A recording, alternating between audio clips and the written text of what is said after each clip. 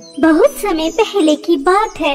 उदयपुर नामक गांव में विनीता की दो बेटियां थीं, सुमन और श्वेता। सुमन विनीता की अपनी सगी बेटी थी और श्वेता उसकी सगी बेटी नहीं थी। जब श्वेता 1 वर्ष की थी तो वह उसे एक पेड़ के नीचे रोते हुए मिली थी। विनीता अच्छे स्वभाव की औरत थी, इसलिए वह श्वेता को अपने साथ अपने घर लेकर आ जाती है और उसकी देखभाल बिल्कुल अपनी बेटी की तरह ही करती है। और देखते ही देखते श्वेता और सुमन बड़ी हो जाती हैं। श्वेता बहुत ही ज्यादा होशियार थी, समझदार थी, बड़ों का आदर करती थी, इसलिए विनीता श्वेता से ज्यादा प्यार करती थी। और वहीं दूसरी तरफ सुमन, वह बस दोस्तों के साथ घूमती, पार्टी करती, शॉपिंग करती और अपनी माँ की बात भी नहीं सुनती थी, जिस वजह से उसे अपनी माँ से डांट भी सुननी पड़ती थी। और यही वजह थी कि सुमन हमेशा श्वेता से जलती थी और हमेशा उसे खरी खोटी सुनाती रहती थी। ऐसे ही समय बीत रहा था। एक दिन सुमन रात को देर से घर लौटती है और उसने ड्रिंक भी कर रखी होती है। जब इस बात की खबर विनीता को लगती है तो वह गुस्से से लाल पीली हो जाती है और सुमन को जोर से थप्पड़ मारकर उससे कहती है, सुमन, रोज रोज ही है, तुम रात को कितना लेट आ रही हो और तुम्हारे मुंह से कैसी बू आ रही है? तुम ठीक तरह से अपने पैरों पर खड़ी भी नहीं हो पा रही, कहीं तुमने ड्रिंक तो नहीं कर रखी? सुमन, तुम्हारी हरकतें दिन पर दिन बढ़ती जा रही हैं, तुम बदतमीज हो रही हो। अपनी बड़ी बहन को देखो, वह कितनी अच्छी है, कितनी समझदार है, मेरे साथ मेरे कामों में कितना हाथ बटाती है और इसकी वजह से मेरा सर गर्व से ऊंचा रहता है और हमेशा तुम्हारी वजह से मुझे नीचे देखना पड़ता है। तुम अपनी बड़ी बहन जैसी क्यों नहीं बन जाती? यह गंदी हरकतें छोड़ दो। मुझे इस बहन जी के जैसे बनने का कोई शौक नहीं है, बस घर की 4 दीवारी में रहूं नौकरानी बनकर, तुम्हारे साथ काम में हाथ बटाऊं, मेरी सारी उम्र तो यूं ही चली जाएगी। यही तो उम्र होती है खेलने कूदने की, एंजॉय करने की, और उसमें भी आप चाहती हैं कि मैं इस बहन जी जैसी बन जाऊं? बिल्कुल भी नहीं। और मैं इस जैसा क्यों बनूं? यह मेरी सौतेली बहन है, मैं इसे अपनी बहन नहीं मानती। आप इसे पेड़ के नीचे से उठा कर लेकर आई थी, मैं सब जानती हूँ और मेरा दिमाग खराब करने की जरूरत नहीं है। मुझे मेरे रूम में जाने दीजिए। सच में सुमन, तुम बहुत ज्यादा बदतमीज हो गई हो, तुम्हारी रस्सी खींचनी पड़ेगी वरना तुम तो बेलगाम का घोड़ा बन जाओगी। आज से तुम्हारा दोस्तों के साथ बाहर जाना बंद, ना तुम किसी दोस्त से मिलोगी, ना ही पार्टी करोगी और तुम्हें पॉकेट मनी का ना 1 रुपया दिया जाएगा, तभी तुम्हें अक्ल ठिकाने आएगी। और बाद में तुमसे सुबह करती हूँ जब तुम्हारा नशा उतर जाएगा। सुमन अपने रूम में चली जाती है। सुमन की रोज रोज की यह बदतमीजी देखकर विनीता बहुत ज्यादा परेशान हो जाती है। तभी श्वेता विनीता को समझाती है, माँ आप परेशान मत होइए, सुमन छोटी है, धीरे धीरे सब समझ जाएगी। मैं आपकी परेशानी समझ रही हूँ कि आप सुमन की तरफ से कितनी ज्यादा दुखी हैं। मैं आपके लिए चाय बनाकर लेकर आती हूँ। ओ मेरी प्यारी बेटी श्वेता, तुम कितनी अच्छी हो। अगर तुम ना होती तो शायद पता नहीं आज मेरा क्या होता। तुम मेरा कितना ख्याल रखती हो। और एक सुमन है जिसे मेरी बिल्कुल भी परवाह नहीं। तुम मेरी आंखों का तारा हो, मेरे दिल का सुकून हो। विनीता अपनी सौतेली बेटी से बहुत ज्यादा खुश थी क्योंकि वह उसका बहुत ख्याल रखती थी। ऐसे ही समय बीत रहा था और एक दिन विनीता और श्वेता शॉपिंग करके घर वापस आ रही थी। तभी विनीता का एक्सीडेंट हो जाता है और उस एक्सीडेंट में तुरंत उसकी मृत्यु हो जाती है। श्वेता अपनी माँ की मृत्यु के बाद बहुत ज्यादा फूट फूट कर रोती है। माँ अपनी आंखें खोलिए, मैं अभी आपको हॉस्पिटल लेकर चलती हूँ। देखना आप बिल्कुल ठीक हो जाएंगे, आपको कुछ भी नहीं होगा। ये जो आपको इतना सारा खून निकल रहा है ना, इससे भी आपको कुछ नहीं होगा, आप बिल्कुल ठीक हो जाएंगे। मैं आपको कुछ नहीं होने दूंगी, बस आप अपनी आंखें खोलिए, मैं आपको कुछ नहीं होने दूंगी। आप मुझे छोड़ के नहीं जा सकती माँ।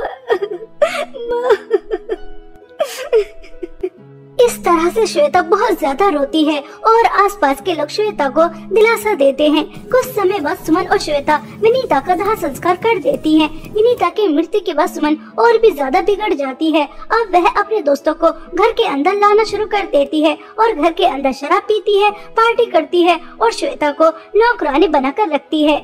ऐसे ही एक दिन श्वेता सुमन से कहती है, सुमन, माँ तुम्हें कितना ज्यादा समझाती थी, तुम्हें समझाते समझाते इस दुनिया से चली गई। प्लीज उनके जाने के बाद तो तुम उनकी आत्मा को सुकून पहुँचाओ। वह तुम्हें ऐसे देखती होंगी तो कितना ज्यादा परेशान होती होंगी। तुम पढ़ाई पर ध्यान लगाओ। और तुम कितने पैसे खर्च करती हो, तुमने सारी प्रॉपर्टी बेच दी, बस हमारे पास एक यही घर बचा है। सुमन प्लीज ऐसा तो मत करो। तू मेरी माँ बनने की कोशिश मत कर। जो मुझे हमेशा सुनाती रहती थी वह मुझे छोड़कर जा चुकी है। अब मुझे किसी की कोई परवाह नहीं है। अगर उन्हें बुरा लगता है तो लगने दे। तू मेरी सौतेली बहन है, मैं तेरी बात क्यों सुनूं? अब मैं तुझे इस घर में नहीं रहने दूंगी। अगर तू इस घर में रहेगी तो हमेशा मेरे कान पर चीख चीख चीख चीख करती रहेगी और तू मेरा जीना मुश्किल कर देगी। और मैं अपनी जिंदगी में किसी का भी इंटरफेरेंस नहीं चाहती। इसलिए चल मेरे घर से निकल और अपना ठिकाना और कहीं कर, क्योंकि तू इस घर की बेटी नहीं है। यह सारी प्रॉपर्टी मेरी है, मेरी। सुमन, मैं तो तुम्हें समझाने के लिए कह रही थी, तुम मुझे इस घर से क्यों निकाल रही हो? अगर मैं यह घर छोड़कर चली जाऊंगी तो कहाँ रहूंगी? मेरे पास तो सर छुपाने के लिए छत भी नहीं है। कृपया करके मुझे घर से बाहर मत निकालो। तू मेरे घर से बाहर निकलती है या नहीं, या फिर मैं तुझे पुलिस के हवाले करूं? सीधी सराफत से मेरे घर को छोड़कर चली जा, वरना मैं तेरा वो हाल करूंगी कि तूने जिंदगी में भी नहीं सोचा होगा। बचपन से लेकर आज तक तेरी तारीफ सुन सुनकर थक चुकी हूँ, और माँ की चिक चिक भी। माँ से तो छुटकारा मिल गया, अब मुझे तुझसे भी छुटकारा चाहिए। चल निकल मेरे घर से। श्वेता अच्छी तरह से जानती थी अगर वह सुमन की बात नहीं मानेगी तो वह सच में उसे पुलिस के हवाले कर देगी, झूठे इल्जाम में। इसलिए वह घर छोड़ के जाने का ही फैसला करती है। बेचारी श्वेता, उसके पास रहने के लिए ना कोई घर था और ना ही उसके पास खाने के लिए एक भी रुपया। वह सड़कों पर इधर उधर भटकती रहती है और अपनी माँ विनीता को याद कर कर बहुत रोती है। माँ देखिए, आप मुझे बचपन में पेड़ के नीचे से उठा के लेकर आई थी। आपने मुझे आशियाना दिया, अपना आंचल दिया। आपने मुझे कितनी सारी खुशियाँ दी, और आपके जाने के बाद मैं दोबारा से अनाथ हो गई। सुमन ने मुझे घर से बाहर निकाल दिया। 2 दिन हो गए इसी तरह से भटकते भटकते। मैं कहाँ जाऊँ? मैं भूखी भी हूँ, बहुत तेज भूख लगी है। मुझे तो कुछ भी समझ में नहीं आ रहा है, ये क्या हो गया? माँ, आप मुझे छोड़कर क्यों चली गई? आपको मुझे छोड़कर नहीं जाना चाहिए था। आपको तो अभी सुमन को भी सुधारना था। देखिए, उसकी बदतमीजी दिन पर दिन बढ़ती जा रही है। उसे सही और गलत का कुछ पता ही नहीं है, बस गलत ही गलत कर रही है। इस तरह से श्वेता अपनी सौतेली माँ विनीता को याद कर कर बहुत रोती है। तभी श्वेता की नजर एक जंगल की तरफ जाती है जहाँ से रोशनी आ रही थी, जिसे देखकर श्वेता चौंक जाती है। अरे, यह रोशनी कहाँ से आ रही है? ऐसी चमकती रोशनी तो मैंने अपनी जिंदगी में कभी नहीं देखी। मुझे उस जंगल के अंदर जाकर देखना चाहिए, आखिर वहाँ पर क्या है। हाँ, मुझे वहाँ पर देखना ही चाहिए। ऐसा सोचकर श्वेता जैसे ही उस जंगल के अंदर जाती है जहाँ से रोशनी आ रही थी, तो श्वेता को 2 नदी नजर आती हैं, जहाँ एक नदी के पास सोने का घर था और दूसरी नदी के पास चांदी का घर था। तभी सोने के घर की नदी से आवाज आती है, श्वेता, मैं जादू सोने के घर की नदी हूँ। मेरे जादू सोने के घर के अंदर आओ। इस घर के अंदर तुम्हें बहुत सारी धन दौलत मिलेगी, जैसे सोना, हीरे, मोती, पैसे, बहुत कुछ। और तुम्हारी जिंदगी में किसी चीज की कोई कमी नहीं होगी। तुम इस दुनिया की सबसे अमीर लड़की होगी। आओ मेरे घर के अंदर आओ, लेकिन मेरे घर के अंदर आने के लिए बस तुम्हें एक छोटी सी शर्त माननी होगी। मेरे नदी का पानी सूखता जा रहा है, इसलिए मेरे जादू सोने के घर को 2 सुंदर लड़कियों की बलि की जरूरत है। बस 2 सुंदर लड़कियों की बलि चढ़ाओ और सारी जिंदगी ऐश करो, ऐश। श्वेता, मैं जादू चांदी के घर की नदी हूँ। तुम मेरे घर के अंदर आओ। इस घर के अंदर तुम्हें कोई धन दौलत नहीं मिलेगी, न पैसा, न सोना, न चांदी, न रुपया, कुछ भी नहीं। बल्कि मेरे घर के अंदर एक छोटा सा गांव बसता है, जिसके अंदर कम से कम 100 से ज्यादा बच्चे बीमार हैं। उनकी तुम्हें सेवा करनी होगी, और जैसे ही वे बच्चे स्वस्थ हो जाएंगे तो जो मेरी नदी का पानी सूख रहा है वह दोबारा से बढ़ जाएगा। लेकिन इसके बदले तुम्हें कुछ भी नहीं मिलेगा। अब तुम्हारे हाथ में है कि तुम सारी जिंदगी ऐश करने के लिए 2 सुंदर लड़कियों की बलि चढ़ाकर धन दौलत प्राप्त करना चाहती हो, या फिर 100 बच्चों को नया जीवन देकर पुण्य कमाना चाहती हो। मेरे पास रहने के लिए न घर है और न खाना खाने के लिए पैसे, कुछ भी नहीं है। मुझे धन दौलत की बहुत ज्यादा जरूरत है, लेकिन इन सब के बावजूद भी मैं धन दौलत का लालच नहीं करूंगी, क्योंकि मुझे मेरी माँ समझाती थी कि लालच बहुत बुरी बला होती है। कभी भी हमें लालच में नहीं आना चाहिए। इसलिए मैं जादू चांदी के घर के अंदर जाना चाहती हूँ और 100 बच्चों की सेवा करना चाहती हूँ और पुण्य कमाना चाहती हूँ। पुण्य कमाना दुनिया की सबसे बड़ी धन दौलत है और मैं वही प्राप्त करना चाहती हूँ। ऐसा कहकर श्वेता नदी के सहारे जादी चांदी के घर के अंदर चली जाती है और वहाँ जाकर श्वेता देखती है तो वह घर धन दौलत से भरा हुआ था। यह देखकर श्वेता चौंक जाती है और सोचती है कि सब बच्चे कहाँ पर हैं। तभी उसे जादी चांदी के घर से आवाज आती है, श्वेता तुम बहुत अच्छी लड़की हो, तुम्हारा दिल बहुत बड़ा है, वरना आज के टाइम में इतनी सारी धन दौलत छोड़कर कौन किसकी मदद करना चाहता है। तुम्हें पैसों की जरूरत थी, इस सब के बावजूद भी तुमने धन दौलत का लालच नहीं किया, तुमने लोगों की मदद करने के बारे में सोचा। इससे पता चलता है कि तुम कितनी अच्छी लड़की हो। यह घर भी तुम्हारा है और इसकी धन दौलत भी तुम्हारी है। इस घर को तुम जहाँ चाहो वहाँ रख सकती हो और इसकी मदद से तुम औरों की भी मदद कर सकती हो। अगर तुम चाहो तो अब तुम्हारी जिंदगी में धन दौलत की कभी कमी नहीं होगी। जाओ प्यारी बच्ची, खुश रहो। जादुई चांदी के घर की बातें सुनकर श्वेता बहुत ज्यादा खुश हो जाती है और वह खुशी खुशी जादुई चांदी का घर लेकर एक गांव में आ जाती है और वहां रहने लगती है और जादुई चांदी के घर की धन दौलत से गांव के गरीब, परेशान और अनाथ लोगों की बहुत मदद करती है, जिस वजह से श्वेता का आस पड़ोस में बहुत नाम होने लगता है, उसकी जय जयकार होने लगती है। ऐसे ही समय बीत रहा था। वहीं दूसरी तरफ सुमन आज बहुत गरीब हो चुकी थी, उसके पास कुछ भी नहीं बचा था। उसने जुए में, शराब में, पार्टी में, आवारा दोस्तों के साथ सब उड़ा दिया था और वह दर दर की ठोकरें खा रही थी। लेकिन जब एक दिन वह श्वेता को लोगों को सोना, चांदी, कपड़ा, अनाज बांटते हुए देखती है तो उसका मुंह खुला का खुला रह जाता है और वह सोचती है, अरे यह मेरी सौतेली बहन श्वेता कैसे लोगों को सोना, चांदी, कपड़ा, रुपया, अनाज बांट रही है। इसने कितनी सुंदर सोने की ड्रेस पहन रखी है। यह इतनी ज्यादा अमीर कैसे हो गई। यह तो मुझे देखकर हंसेगी, मेरा मजाक उड़ाएगी। मैंने तो इसे धक्के मार के इसलिए निकाला था ताकि यह दर दर की ठोकरें खाए, लेकिन ये मनहूस तो ऐश की जिंदगी गुजार रही है और मैं दर दर की ठोकरें खा रही हूँ। नहीं नहीं, ऐसा नहीं हो सकता। मुझे पता लगा नहीं होगा कि ये मनहूस इतनी ज्यादा अमीर कैसे हो गई। हाँ, ऐसा सोचकर सुमन श्वेता के ऊपर नजर रखने लगती है और एक दिन श्वेता अपनी स्वर्गवासी माँ की तस्वीर के सामने खड़ी होकर बातें कर रही थी। माँ, आपको पता है मैंने आपके नाम का एक अनाथालय खोला है जिसमें किसी भी बच्ची को कोई परेशानी, कोई दिक्कत का सामना नहीं करना पड़ेगा। यह माँ सब कुछ बस मुझे आपकी परवरिश की वजह से ही मिला है। आपने मुझे इतनी अच्छी परवरिश दी कि मुझे जादुई सोने और चांदी की नदी के घर से जादुई चांदी का घर मिला, जिसकी मदद से मैं एक खुशहाल जिंदगी बिता रही हूँ और अपने आसपास के लोगों का भी ख्याल रख रही हूँ। ओहो, अच्छा, तो जादू सोने चांदी की नदी के घर की मदद से इतनी अमीर हुई है। अब मुझे भी वहाँ पर जाना चाहिए। मैं भी दोबारा से अमीर हो जाऊंगी और मैं भी महारानी वाली जिंदगी बिताऊंगी। ऐसा सोचकर सुमन उसी जगह पहुंच जाती है जहां पर जादुई सोने और चांदी के घर की नदी थी और वहां जाकर रोने लगती है। तभी सुमन से भी यही पूछा जाता है कि वह जादुई सोने के घर की धन दौलत लेकर ऐश की जिंदगी गुजारना चाहती है या फिर सब बच्चों की सेवा करना चाहती है। तभी सुमन हंसते हुए कहती है, अरे जादुई सोने चांदी के घर की नदी, तुम भी बड़ी बेवकूफ हो। अरे जिसके सामने इतनी सारी धन दौलत पड़ी होगी तो वह धन दौलत ही तो चुनेगा। वो पागल तो नहीं है जो फ्री में 100 बच्चों की सेवा करेगा। मुझे तो जादुई सोने के घर के अंदर जाना है और वहाँ की धन दौलत लेकर इस दुनिया पर राज करना है। मुझे बहुत अमीर होना है और श्वेता की 25 से भी ज्यादा अमीर। ऐसा कहकर सुमन नदी के सहारे जादुई सोने के घर के अंदर चली जाती है और वह उस घर के अंदर जाकर देखती है तो चारों तरफ अंधेरा ही अंधेरा होता है और चुड़ैलों की, भूतों की आवाजें आ रही थी और यह आवाजें सुनकर सुमन घबरा जाती है और वह बाहर निकलने की बहुत कोशिश करती है लेकिन बाहर नहीं निकल पाती। तभी जादुई सोने के घर से आवाज आती है, तुम जैसे लालचियों की यही सजा है। अब तुम कभी बाहर नहीं आओगी, यहीं रहोगी और अमावस वाले दिन तुम्हारी इस जादुई सोने के घर की नदी को बलि चढ़ाई जाएगी। हा हा हा हा। यह सुनकर सुमन घबरा जाती है और बहुत रोती है।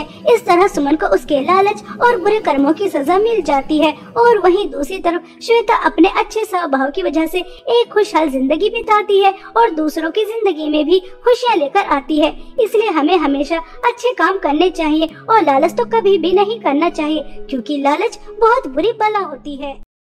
बहुत समय पहले की बात है आरोही अपने माता पिता के साथ खुशी खुशी दिल्ली शहर में रहा करती थी। गर्मियों की छुट्टी थी, इसलिए आरोही अपने माता पिता के साथ गांव घूमने अपने चाचा चाची के घर रामपुर जा रही थी। आरोही बहुत ज्यादा खुश थी और पूरे रास्ते अपने माता पिता से बातें कर रही थी।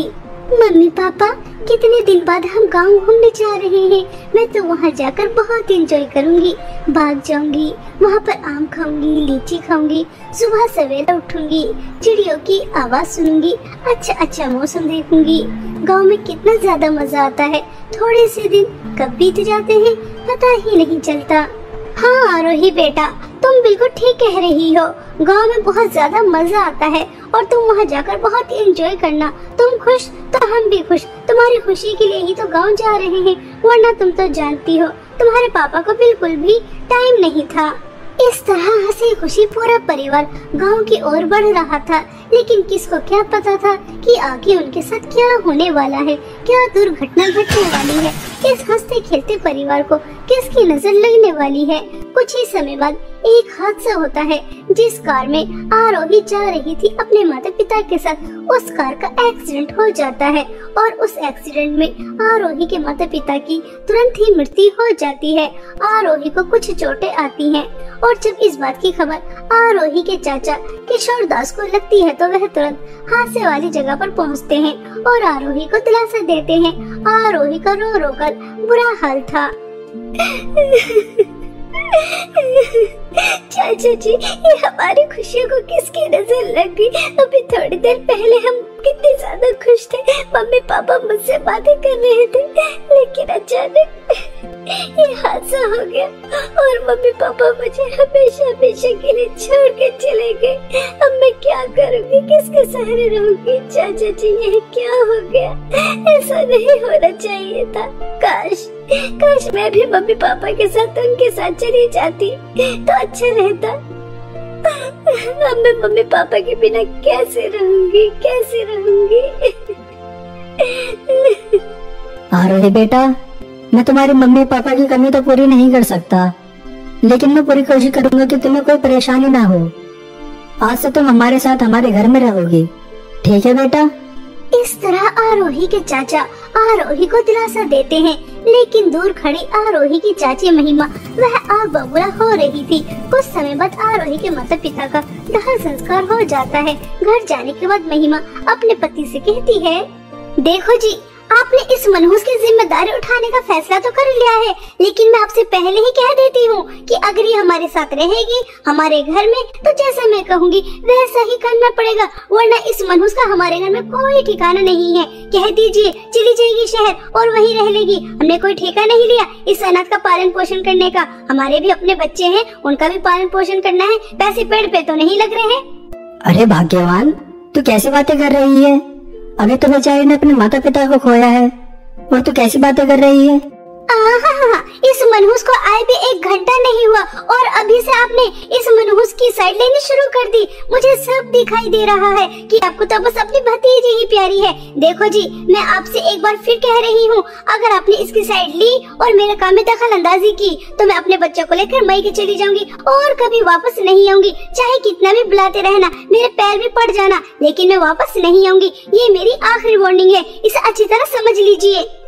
आहिस्ता आहिस्ता चाचा और चाची में झगड़ा बढ़ जाता है। यह देखकर आरोही को बहुत दुख होता है। तभी आरोही अपनी चाची से कहती है, चाची जी, आप चाचा जी से झगड़ा मत कीजिए और आपको कहीं जाने की कोई जरूरत नहीं है। आप जैसा कहेंगी मैं वैसा ही करूँगी। और चाचा जी प्लीज, आप भी मेरी वजह से झगड़ा मत कीजिए। मुझे बिल्कुल भी अच्छा नहीं लग रहा कि मेरी वजह से आप दोनों लड़ रहे हैं। चाची जी, मुझे क्या करना होगा बता दीजिए। अभी भी तो आया और पहाड़ के नीचे। चल जल्दी से घर की सफाई कर और उसके बाद बर्तन भी साफ करने हैं। और हाँ, कपड़े मत भूल जाना, बहुत सारे कपड़े गंदे पड़े हैं, वो भी धुलने हैं। और ये क्या ड्रामा दिखा रही है, आंसू दिखा रही है? मैं तेरे इन आंसू से डरने वाली नहीं हूँ। चल जल्दी से काम पर लग जा और उसके बाद तुझे तेरे हिस्से का खाना मिल जाएगा, मनहूस। बेचारी आरोही, अभी वह अपने माता पिता के गम से बाहर भी नहीं निकली थी कि उसे अपनी चाची का अत्याचार सहना भी पड़ता है। आरोही ने आज से पहले कभी काम नहीं किया था। वह तो बस पढ़ाई करती थी और अपने दोस्तों के साथ खेलती थी, कूदती थी। लेकिन माँ पिता की मृत्यु के बाद उसे अब ये सब काम भी करने पड़ते हैं। वह बहुत मुश्किल से घर की सफाई करती है और उसके बाद बर्तन साफ करती है, और जैसे ही कपड़े धोने के लिए जाती है तब पानी नहीं होता। तभी वह अपनी चाची के पास जाती है और कहती है, चाची जी, मटके में थोड़ा पानी था, उससे मैंने बर्तन तो साफ कर दिए, लेकिन मुझे और पानी नजर नहीं आ रहा। कपड़े कैसे धोऊं समझ में नहीं आ रहा। हाँ मनहूस, मुझे पता है कि पानी नहीं है, और हमारे घर में पानी तुम्हारे घर की तरह नहीं आता। जैसे शहर में टोटी लगी होती है, हमारे यहाँ पर नदी पर जाकर पानी भर के लेकर आना होता है और उससे काम करते हैं, और कपड़े हम नदी पर जाकर धोते हैं। इससे सारे गंदे कपड़े उठा, नदी पर जा और उन्हें धो के लेकर आ, और कहीं पर भी दाग धब्बा नहीं होना चाहिए, साफ सुथरे होने चाहिए। समझ रही है ना? तभी तुझे खाने के लिए मिलेगा, वरना सोच ले रोटी का एक निवाला नहीं मिलने वाला।